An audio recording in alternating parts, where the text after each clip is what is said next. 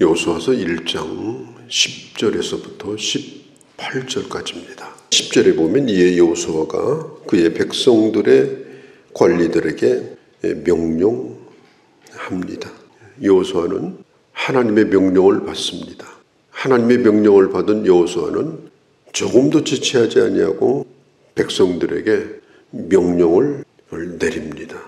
그리고 백성들의 지도자들을 모읍니다. 3일 안에 요단강을 건널 준비를 다 마치라 그랬습니다. 여호수아는 지금 굉장히 두려운 가운데 있습니다. 모세라고 하는 거목이 지금 쓰러졌습니다. 그것도 어느 날 갑자기 쓰러졌어요.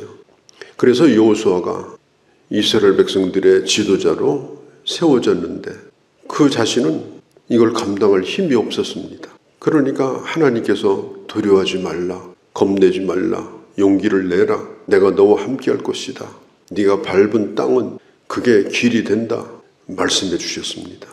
자, 이 얘기를 들은 여호수아는 고민하면서 주저앉아가지고 그러지 않았어요. 아주 즉각적으로 순종했습니다. 내가 해야 될 일을 미룬다면 그 일은 결국 할 수가 없는 일이 되고 맙니다. 내가 해야 될 일이라면 빨리 해야 됩니다. 미루지 말아야 됩니다. 모세가 죽고 나서 물론 두려움이 있습니다. 무엇보다도 백성들이 나를 따라줄까? 이런 두려움이 큽니다. 만일 백성들이 죽은 모세를 찾고 내 말을 듣지도 않고 이렇게 한다면 어떻게 할 것인가? 여호수아는 하나님이 하신 말씀을 잊지 않고 붙듭니다. 네가 말씀을 묵상하면 좌우로 치우치지 않으면 내가 너와 함께 할 거다. 그 말씀을 붙들고 그는 백성들의 지도자들에게 3일의 말미를 주어서 준비하게 합니다. 준비가 중요하잖아요. 경기 나가기 전에도 미리 준비를 해야 되죠. 작전도 짜고 또 열심히 몸도 풀고 군대 나가는 군인도 준비를 해야 됩니다. 지휘관은 지휘관이 할 일이 있고 또 병사는 병사로서 준비할 일이 있습니다. 우리가 어디 여행 가는 것도 그렇습니다. 그런데 지금 이스라엘 백성들이 가나안 땅에 들어가는데 한 달 동안 준비한 것도 아닙니다. 3일간 준비합니다. 너무 오랫동안 시간을 주지 않았어요. 3일 안에 준비해라.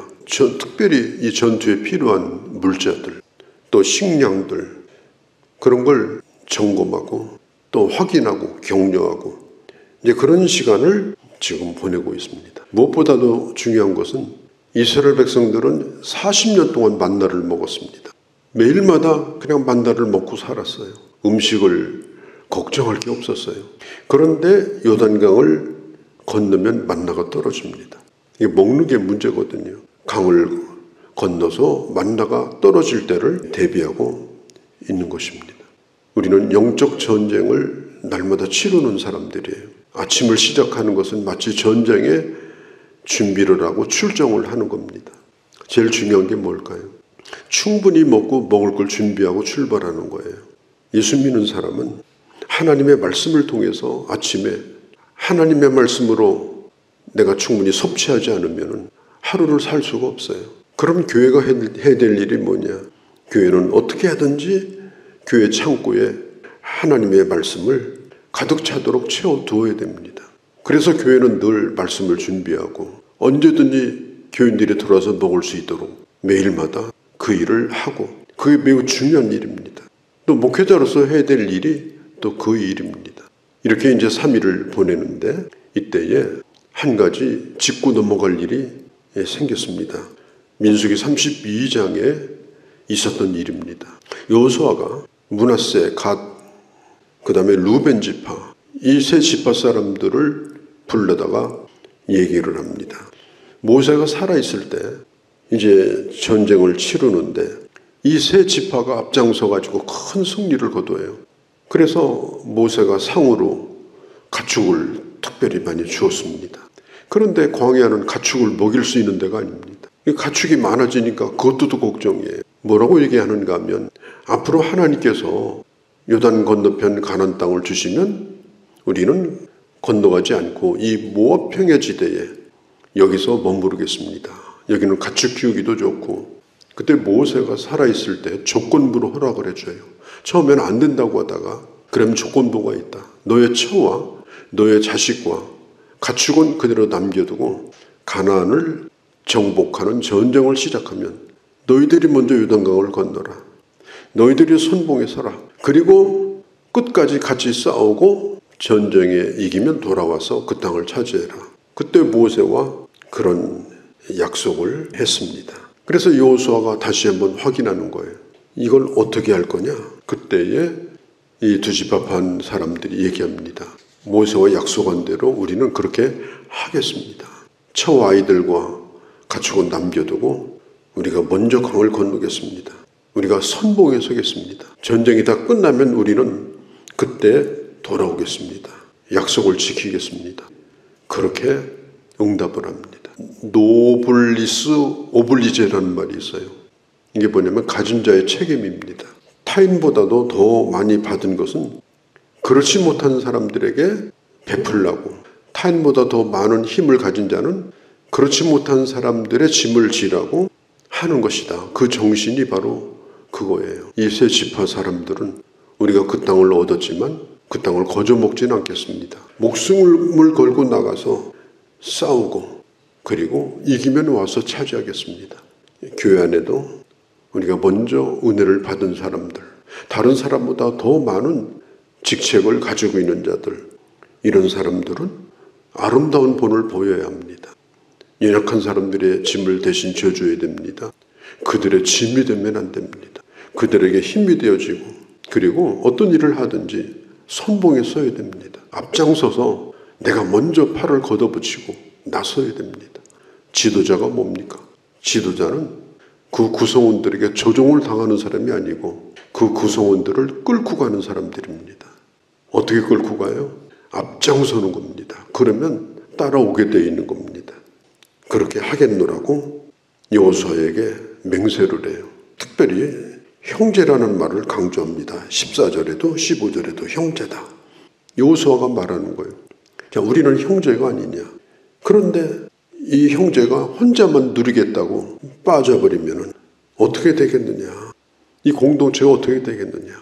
먼저 약속을 받은 자들이 먼저 앞장서라. 많이 받은 자들이 먼저 희생해라. 그게 형제의 도리가 아니냐.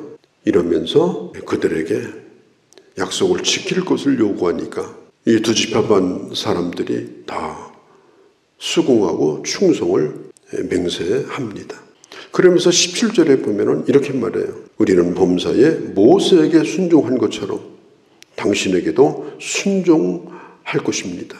오직 당신의 하나님 여호와께서 모세와 함께 하신 것처럼 하나님이 당신과도 함께 하기를 원합니다.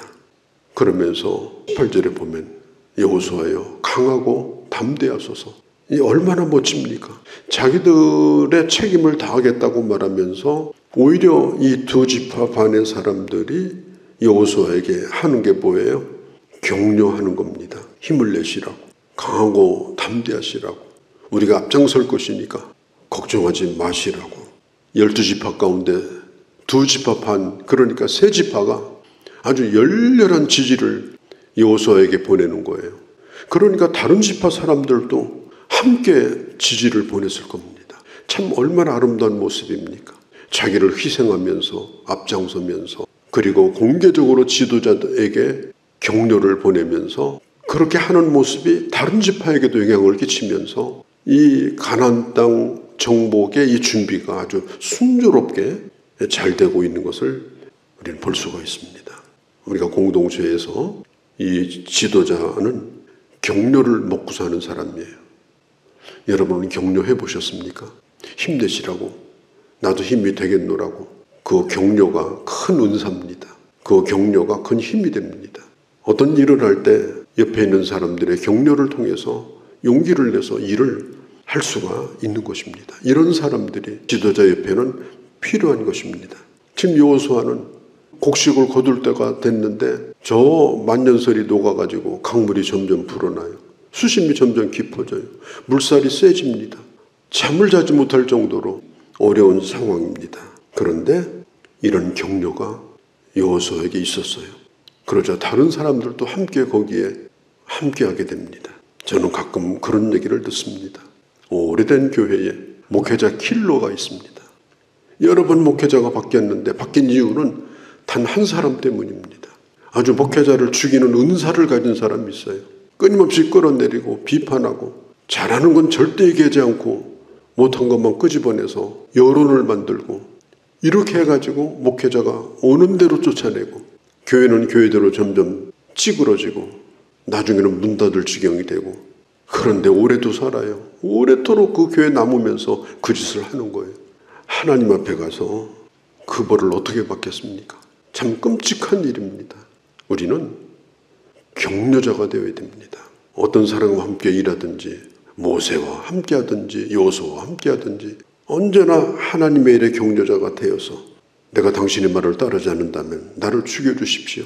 그리고 당신은 강하고 담대하십시오. 얼마나 멋진 말이에요. 요단강 앞에서 지금 두려워하고 있는 여호수아에게 이런 일이 있었고 드디어 이스라엘 백성들은 요단강을 건널 수가 있었던 것입니다. 하나님 앞에서 교회를 섬기고 믿음을 가지고 이 세상을 사는데 참 잠깐 동안 우리가 살지 않겠습니까? 어떻게 살다 가야 되겠는가? 이게 굉장히 중요한 것입니다. 그것은 하나님에게 기억되는 것입니다. 하나님 앞에서 좀 멋지게 그렇게 살다 가게 해달라고 우리 주님 앞에 기도하는 그런 귀한 아침이 되어주시기를 바랍니다. 거룩하신 우리 아버지, 요단강을 건너기 전 3일 동안 준비를 하면서 특별히 모세와 약속했던 두 지파 반의 사람들과 나누었던 이 대화가 여기에 남아 있습니다.